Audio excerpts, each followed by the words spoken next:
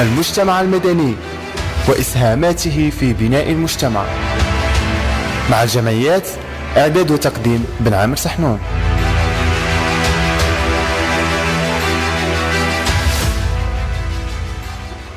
مستمعينا الكريم في كل مكان، السلام عليكم ورحمة الله تعالى وبركاته. بلقاء جميعنا أسعد عبر أثير الإذاعة الجزائرية من البيض في لقائكم الأسبوعي مع الجمعيات ومتابعة ورصد للنشاط الجمعوي على مستوى بلدية ولاية البيض.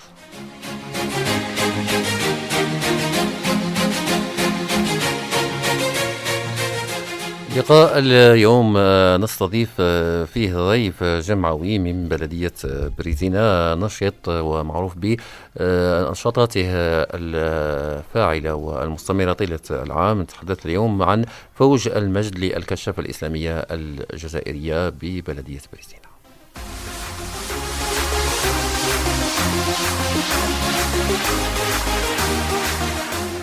لأن تحية إلى كل الناشطين والمتواجدين والمنخرطين على مستوى الكشافة الإسلامية الجزائرية عبر مختلف أفواجها، وتحية خاصة إلى فوج المجد للكشافة الإسلامية الجزائرية لبلدية بريزينا. ضيف لقاء اليوم على رأس قائد الفوج سي حمزة مكاوي، وأيضا نائب القائد الفوج بوعلام مسعدي، وأيضا تحضر معنا قائدة وحدة المرشدات مريم خيتية.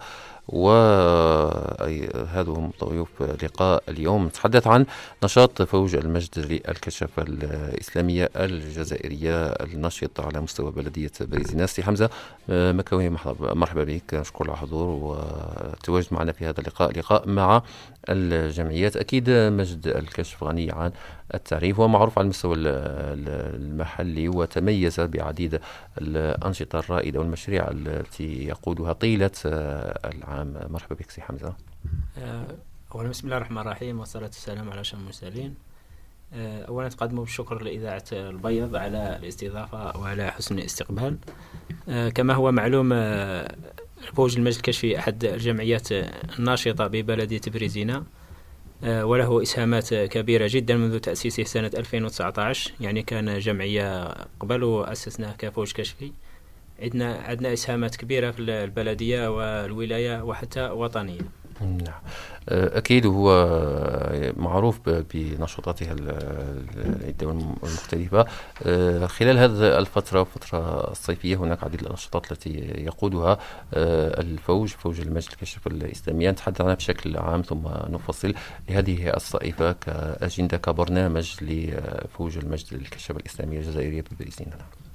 نعم، هذه الصيفة كانت لنا حملة تحسيسية حول مخاطر المخدرات احنا والمجتمع المدني، والإضافة إلى الأمن والحماية المدنية، بالإضافة إلى حملة تحسيسية حول التسمم العقربي بالتنسيق مع المؤسسة العمومية الصحة الجوارية ببريزينا. والأهم النشاط اللي عندنا يكون في الصيف هو المخيم الصيفي اللي شاركنا السنة ب 64 يعني منخرط مؤطر ومستفيد، اللي كانت بولاية موشنت بلدية والهاصة. يعني وقضينا 22 يوم من 10 حتى 31 جويلية، يعني وكانت تحت شعار عز الوطن عزنا. نعم، هذه بالنسبة لمجمل النشاط الخاص بالفترة الصيفية. شو سي مسعدي بوعلام هو نائب قائد فوج المجد للكشافة الإسلامية الجزائرية، أيضا فعالية أو تميز الفوج بهذه النشاطات واستمراريتها طيلة العام، شو نقولوا عليه سي مسعدي؟ المهم، بسم الله الرحمن الرحيم. أولا نشكر إذاعة البيض من الجزائر اللي هي دائما ترافقنا في كل النشاطات وتغطيها. فوج المجد الكشفي هو نتيجة تكاتف جميع القياد. بطبيعة الحال من المعروف أن جميع القياد هما إطارات في قطاع التربية. هذا اللي أضاف نوعية للفوج، معناتها أن الأفكار عندنا أفكار جديدة متجددة ديما. عندنا نشاطات اللي طيلة العام. مثلا عندنا أهم النشاطات في خلال العام هو المسابقة الرمضانية اللي كانت طبعتها الرابعة. وعندنا أهم نشاط كذلك خلال العام هو خليه يعيد مع أولاده، اللي اللي الحمد لله أن هذا النشاط تبنته حتى مديرية البيئة لأنها فكرة جديدة. هذه الفكرة هي نهار يوم العيد بطبيعة أن القمامة تكثر خاصة في فصل الصيف، يتبناها فوج المجد أن المهندسين النظافة يريحوا ويخلوهم يريحوا مع أولادهم، وإحنا نقوموا بهذا الدور. وهي مبادرة مميزة وفريدة اختصيتوا بها، كانت وليدة أفكار الفوج المجد. هي وليدة أفكار فوج المجد فقط. معنا أيضا قائدة وحدة المرشدات دائما بفوج المجد الكشافة الإسلامية مريم بخيتية، على فوج ونشاط النسوي أو حتى إقبال الفتيات على الفوج المجد الكشافة الإسلامية على مستوى بلدية بريزينا. بسم الله الرحمن الرحيم. أجدد شكري لكم على هذه الدعوة. أكيد في الجزائر أو في أي بلد يوجد العديد من الجمعيات والنوادي والحركات التي تعمل أو تؤثر على الفتية في مجال معين وتساعدهم في ذلك المجال، حيث يتلقون التدريبات والمشاركات إلى ما غير ذلك. لكن في الكشافة بعد تأسيسها على يد لورد بادن باول مؤسس الكشافة العالمية، التي هي تعتبر حركة أو منظمة تمتاز بالشمولية، يعني بذلك أن الفتية يتوازنون روحيا وعقليا وبدنيا. لذلك دأبت المناهج الكشفية على دأبت للتقيد بتنوع أنشطتها كي تشبع ميول منتسبيها، إذ تعتمد برامجها على الممارسة واكتساب المعلومات والخبرات والمهارات، فهي تعطيك بذلك فرصة للحياة في الخلاء بين أحضان الطبيعة، وتشبع رغباتك في حب الاطلاع على البيئة وتعرف على مختلف محتوياتها. وهذا ما نرجوه ونطمح له في من خلال خرجاتنا إلى مختلف الأماكن مثل غور وأم السمن وبيت الخاص إلى ما غير ذلك. وكيف راه الإقبال تاع الفتيات؟ هل يكون إقبال كبير على الانخراط على مستوى الفوج؟ إقبال كبير للفتيات في المرشدات. تقريبا يعني شحال عندكم من المجموع الإحصائيات؟ عندنا 151 منضم في فوج المجد الفتيات. نعم تفضلي واصل الحديث. الفتيات عندنا أكثر من 60، يعني أكثر من نصف تاع المنضمين. نعم أكثر من نصف على مستوى المجد من وكيف سي حمزة الانخراط والإقبال على فوج المجد الكشفي على مستوى بلدية بريزينا، خصوصا مع تميز هذه النشاطات اللي يقودها طيلة العام، تقول دائما أنها متواصلة ومستمرة. حاليا عندنا 151 مؤمن لهذه السنة، سنة 2024. وفي الحق السنة رانا متقيدين بالمنصة الرقمية اللي أطلقتها الكشافة الإسلامية الجزائرية. يعني من هذا العام راه يعني أي منخرط في الكشافة راه مرقما على مستوى المنصة اللي طلقتها القيادة العامة، فلذلك تأمينات عندنا فترة فقط يعني ونحبس. عندنا مشكلة أنه الطلبة ياسر تاع الانخراط، لكن بحكم المقر ما نجموش أكثر من هذا العدد. يعني عندنا محدد فقط. يعني عندنا المقر يعني ما يسمحش لنا أكثر من هذا العدد. العدد. معنا أيضا كشفية نتعرفوا عليها. عرفينا بك بنتي، ومن وين تراكي منخرطة في الكشافة؟ واش قدرتي على فوج المجد؟ واش تعلمتي واش استفدتي منها؟ تفضلي. تعرفوا بك بداية عرفينا بك. أولا بسم الله الرحمن الرحيم. أنا أختكم من الحركة الكشفية صيقع بشائر، عمري 11 سنة. من وين تنخرطي في الكشافة؟ خرجت في الكشافة سنة في شهر رمضان في المسابقة الرمضانية للطبعة الرابعة. نعم، مسابقة المجد في طبعتها الرابعة. تعلمت منها كيف نقدر الناس، نقدر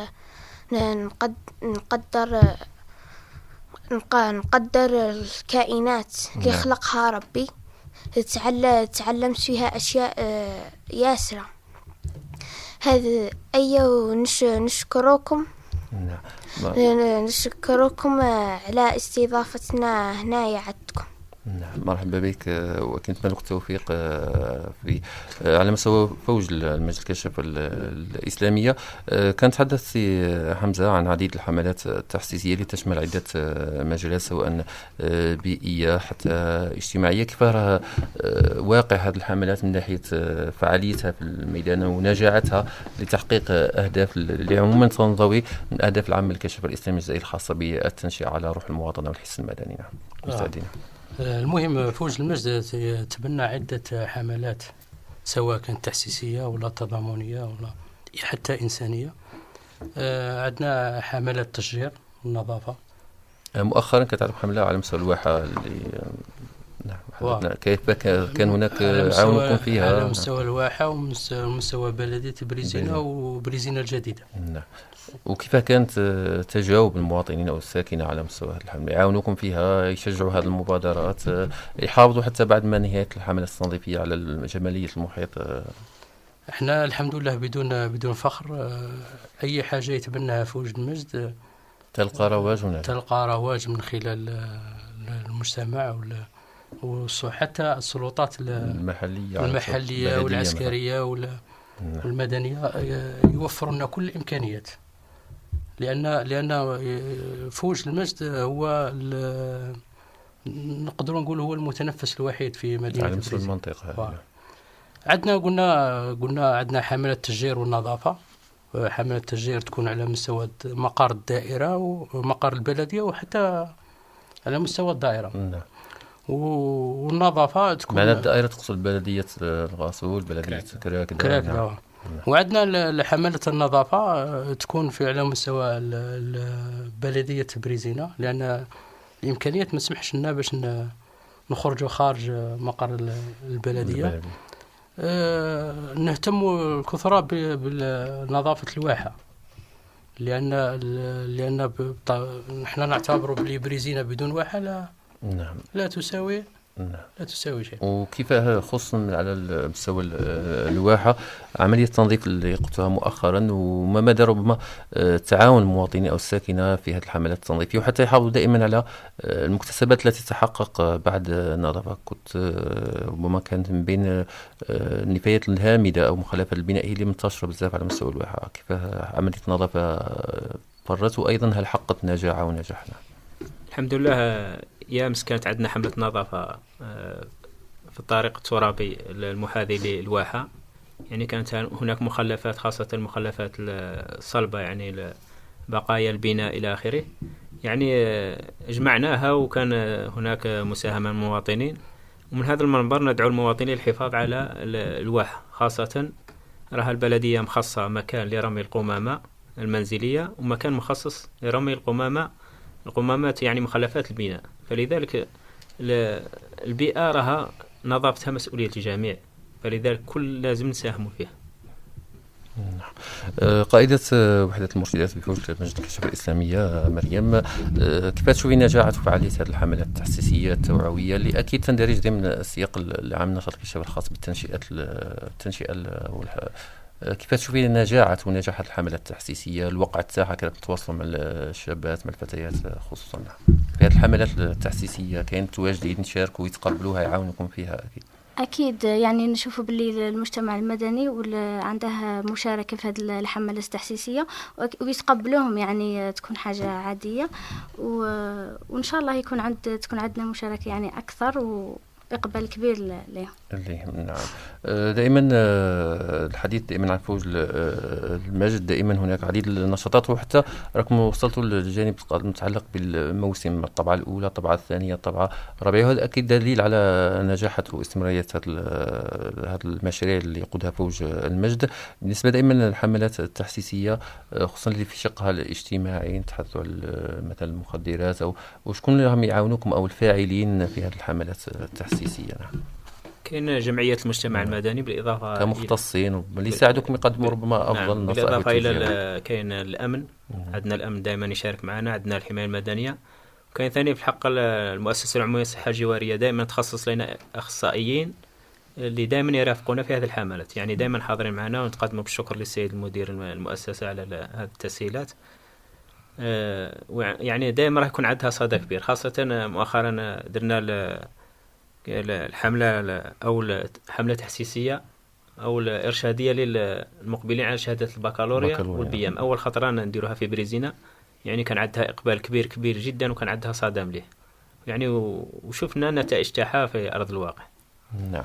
لك إضافة الجانب الحملات هذه التوعوية أو التحسيسية، أو حتى كنت ذكرت اللي هو مشروع مهم أو فكرة مهمة انطلقت من فوج المجد متعلقة بخليه يعيد في داره، اللي ساعدت فيها مهندسي النظافة في هذه الحملات، وحتى تكون عنده أيضا هو فرصة كمواطن حتى يعيش ربما أجواء العيد في المنزل تاع هذه الحملة المهمة والمتميزة. أكيد حدثنا عليها أكثر سي مساعدينا. احنا الفوج المجد عندنا الحملات متنوعة، والحملات كنا عندنا الحملة التضامنية وصلنا لأكثر من 1100 قفة لحد الآن، وزعناها خاصة ركزوا على بالنسبة لتقرير 2023. عندنا سيرتو البدو الرحل. نعم. لقاطين المناطق النائية المعزولة خطر عليهم هما لازم توصلهم الإعانات خاطر ما عندهمش بديل آخر. الحمد لله فوج المجد اكتشف واحد بدو الرحل كانوا يعيشوا في حالة مزرية، ومن هذا المنبر نوجه تحية للجيش الوطني الشعبي اللي هو الأول اللي اكتشف هذه العائلات، 5 عائلات، واتصل بفوج المجد وقمنا بالمعاينة على أرض الواقع. كي تشوفها حالة لا يرثى لها، صحيا معيشيا، الناس تحت خط الفقر. احتضن فوج الوجد وقمنا بترحيل هذه العائلات. علاش؟ لأن المنطقة اللي كانوا يعيشوا فيها صعبة، ما توصلها إلا السيارات الدفع الرباعي، التنقل إليها صعب جدا. حتى الناس اللي بقات تبرع ما تنجمش توصل لهذه المنطقة. قمنا بترحيلهم لمنطقة سيد الحاج الدين اللي هي قريبة المجمع السكني، وقريبة حتى اللي نحن باش نجمون نرافقوهم. والحمد لله من بعد كي درنا حطيناهم في صفحة فوج المجد كان عندها صدى كبير، والسيد الوالي تبنى كذلك هذه العائلات وقام بإسكانهم، والحمد لله لحد الآن راهم يعيشوا في ظروف جيدة. أكيد لقاءنا مازال متواصل، لقاء مع الجمعيات والحديث عن فوج المجد للكشافة الإسلامية الجزائرية لبلدية بريزينا. نعود بعد الفاصل.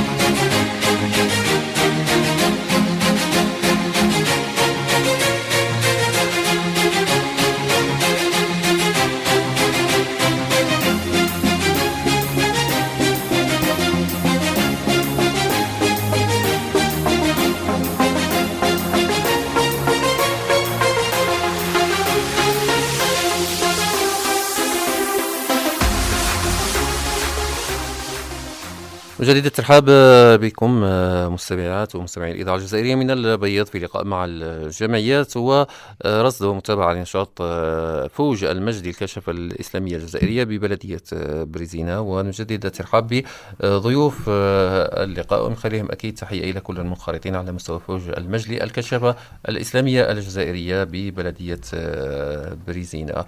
إذن فوج المجد دائما نؤكد على أنه يقود عديد المشاريع المتميزة على مستوى بلدية بريزينا، وأيضا كان مؤخرا على مستوى الولائي تم إبرام عدة اتفاقيات بين المحافظة الولائية للكشافة الإسلامية الجزائرية وأيضا عدد من القطاعات. كفوج المجد استفادتكم من هذه الاتفاقيات على المستوى المحلي على مستوى بلدية بريزينا؟ تفضل سي حمزة مكاوي قائد الفوج. نعم، لنا عدة اتفاقيات شراكة بين الشركاء الاجتماعيين، خاصة الوزارات أو المؤسسات العمومية. عندنا اتفاقية بين فوج المجد ومركز التكوين المهني والتمهيدي الإخوة خضروقي ببريزينا، اللي تم توقيعها في 9 ديسمبر 2020. يعني تتمثل في التوعية في النشاطات، في توجيه الشباب نحو مثلا الفائدة من مراكز التكوين والشهادة اللي تحصلوا عليها إلى آخره. عندنا ثاني اتفاقية بين اللي أسسنا عليها كما نقولوا النادي البيئي لفوج المجد، كان بين فوج المجد ومديرية البيئة اللي درنا في 28 جانفي سنة 2023. وفي نفس النهار درنا معرض بيئي، يعني كان عنده صدى كبير، عرضنا فيه حتى الحيوانات المهددة بالانقراض، عرضناها أثناء استضافة هذه الاتفاقية، يعني مراسم توقيع الاتفاقية. عندنا ثاني اتفاقية مع مديرية الشباب والرياضة، يعني على مستوى دار الشباب ببريزينا، اللي رايح نوقعها هذه الأيام، بالنسبة باش يكون نشاطات يعني مشتركة بين دار الشباب وفوج المجد. نعم، حتى تساعدكم ربما في توسيع نشاطاتكم، خصوصا ذكرت مشكل المقر. طبعا توسع النشاط أكثر وتلقى ربما مساحة لعرض هذه النشاطات خاصة في بريزينا ما عندناش متنفس الأطفال يعني ربما كاين دار الشباب أو فوج المجد كشفي أو نادي أو اثنين تاع رياضة، فلذلك الشباب أو الأطفال لازم يحتضنهم مثلا فوج المجد أو المدارس القرآنية أو دار الشباب، ما عندهمش وين يروحوا في الحق. فلذلك رانا نركزوا ياسر نستمروا في الميدان. أيضا دائما تحدثوا على مشاريعكم أو ما تقوم به من أنشطة في الشق الثقافي، أو ربما حتى اكتشاف المواهب الموجودة على مستوى الفوج أو على مستوى البلدية بصفة عامة. بحكم رانا كما نقولوا النشاطات تاعنا أو الاحتفاليات نديروهم وحدنا، وأحيانا نديروهم مع المدارس الابتدائية أو المتوسطات أو الثانوية. نحاولوا دائما نجبدوا المواهب عندنا، يعني ننموهم الكشافات، تنمي الموهبات تاع الطفل، يعني توجهها للطريق الصحيح. يعني ربما الموهبة كي تكون في غير محلها يعني ما تكونش نتيجة مليحة. حتى النشاطات تاع الفوج نركزوا أنها تكون كما نقولوا جديدة أو مستقلة، يعني حتى السيناريو أو تاع التمثيليات أو المسرحيات يعني ما ننقلهمش من مواقع التواصل الاجتماعي أو ربما ننقلهم من عند أشخاص آخرين، يعني السيناريو نكتبوه حدنا. آخر تمثيلية درناها تمثيلية أقصانا يستصرخ، اللي عرضناها هنا في دار ثقافة محمد بالخير بمناسبة اليوم الوطني للكشاف، وحضرها سيادة الوالي والسلطات الولاية، يعني كان عندها ثانية صدى كبير. والحمد لله يعني رانا نحاول قلت لك سيناريو أو أي حاجة، حتى تمثيليات عن المعارك في بريزينا أو النواحي تاع ولاية البيض نحاولوا نجسدوها في مسرحيات أو تمثيليات يعني تحاكي ذيك الحقبة، ونحاولوا نوصلوا الفكرة للأطفال أو الشباب واش صرا يعني في مرحلة معينة تاع تاريخ، يعني نجسدوها لهم أمامهم باش يدي ربما الفكرة هاك، وربما يدي يهز مثلا تواريخ في راسه أحسن من اللي يقراها في الكراس والله يشوفها في مكان آخر. نعم، وهذه ربما كي يشوفها ولا يعيشها نوعا ما تقعد في راسه. نعم، عندكم إضافة في هذا الجانب، هذه التمثيليات، المشاريع اللي تحاولوا أن أيضا تكشفوا بها المواهب أو حتى ترسخوا أو تربطوا الجيل اليوم بتاريخه، خصوصا التاريخ المحلي اللي نتحدثوا علينا؟ عندك يعني فوج المجد يعمل على رعاية المواهب وتنميتها وفتح مجال الإبداع، وهذا ما نراه في النشاطات المتنوعة والهادفة التي يقدمها فوج المجد، يعني في المناسبات من تمثيليات وأناشيد وإلى ما غير ذلك. بس مسألة إضافة هذا السياق وربما احتضان حتى هذه المواهب الموجودة على مستوى الشباب والشابات. مؤخرا في حفل اللي حيناه في مقر الفوج لمناسبة 5 جويلية. نعم.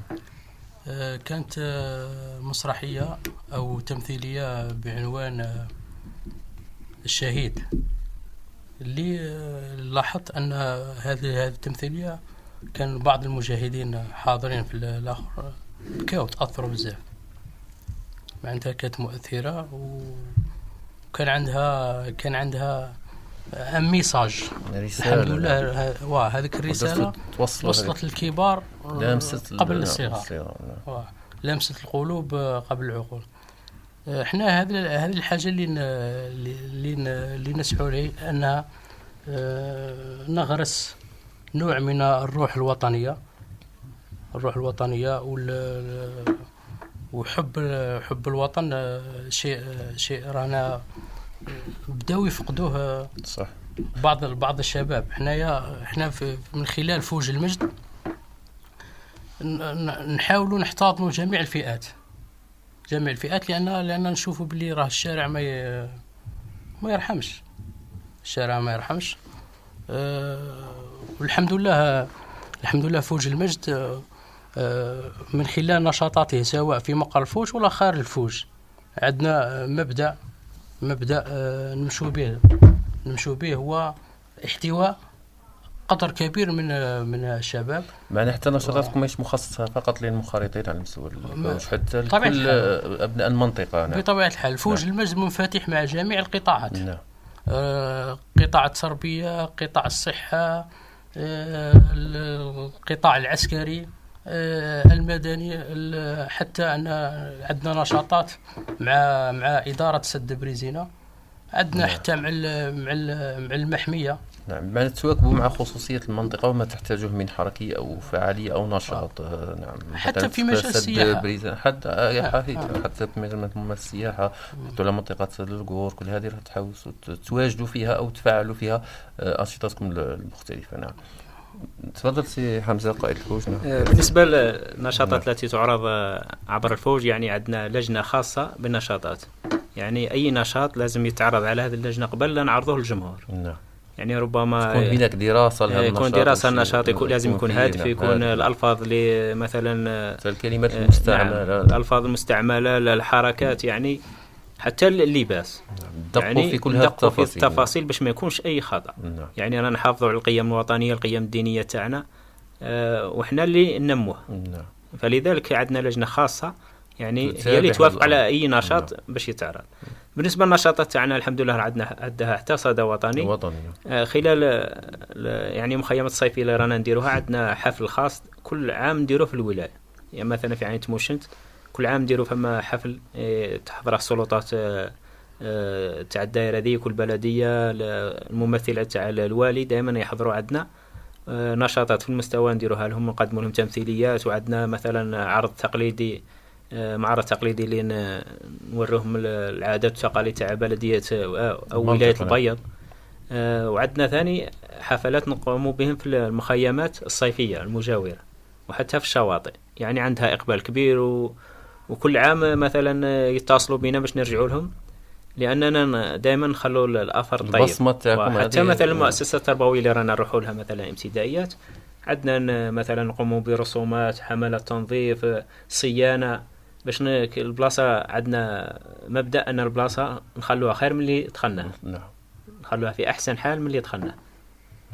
بالنسبة للخرجات التخييم الخاصة بالفوج، كيف المناطق اللي كنتم تمشوا لها على مستوى المنطقة بلدية بريزينة؟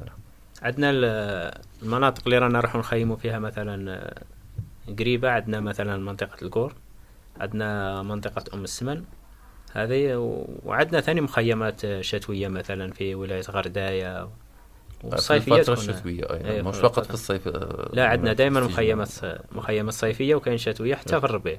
نعم تقوموا بها. نعم. أكيد نشاط دائما نذكره مهم للفوج.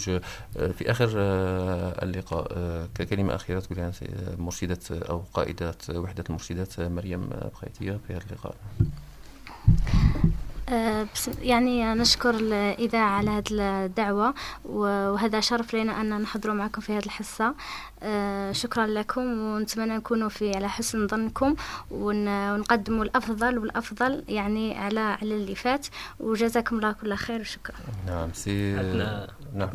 كلمة محضرتها الزهراء بشائر، خلوها هي الأخير. خلوها هي الأخير. هذا كنجوك موجودة كلمة شكر للإذاعة. سي مسعدي بوعلان كلمة أخيرة في هذا اللقاء نذكره، هو نائب قائد الفوج فوج المجد.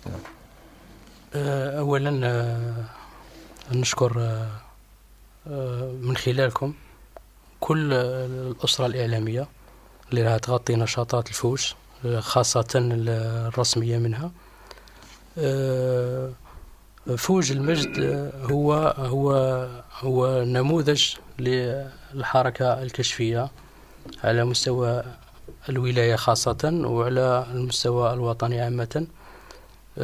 من خلالكم ندعو جميع الشباب والشابات للانخراط في الحركة الكشفية لأنها مدرسة بكل المعايير. شكرا لك أبو علام. سي حمزة قائد الفوج، فوج المجد. نعم، فوج المجد هو جمعية محلية يعني ومحلية في الوثائق يعني ووطنية بالنشاطات تاعها بصداها. ندعو الجميع أن يلتف حول الفوج. يعني الحمد لله رانا نقدموا هذا الشيء في سبيل الله. أولا أنا متطوعين في سبيل الوطن.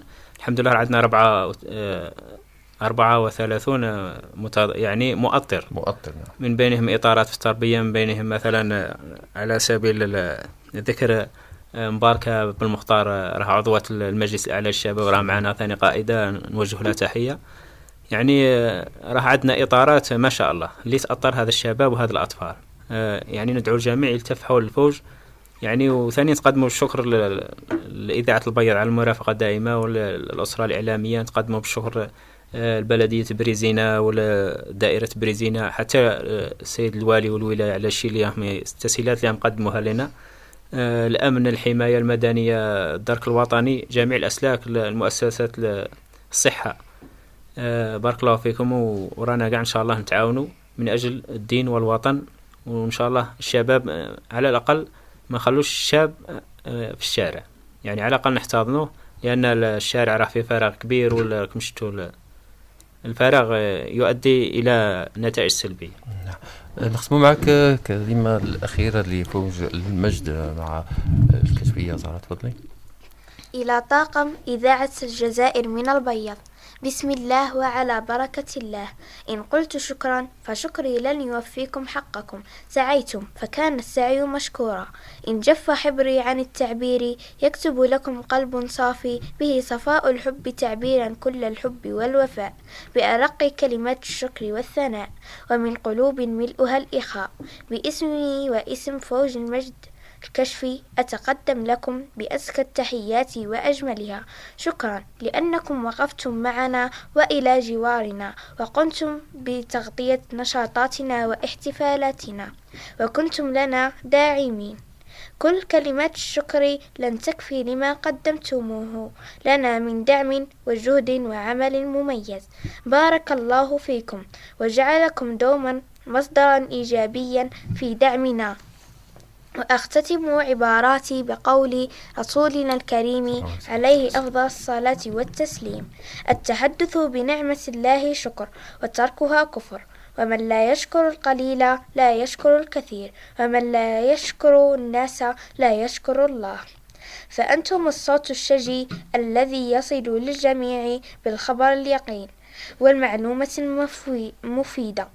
فجزاكم الله عنا خير الجزاء، والسلام عليكم ورحمة الله تعالى وبركاته. شكرا لك على هذه الكلمات الطيبة، وأكيد احنا أسعد بتواجدكم معنا سواء على مستوى الاستوديو حتى عبر وعدنا الإخبارية، وتعودنا على نشاطات الفوج المجد. لازم تكون حاضر معنا خصوصا خلال عديد المواسم. تذكر في رمضان دائما مسابقة الفوج المجد لقحف القرآن أيضا بين المسابقات والنشاطات المميزة.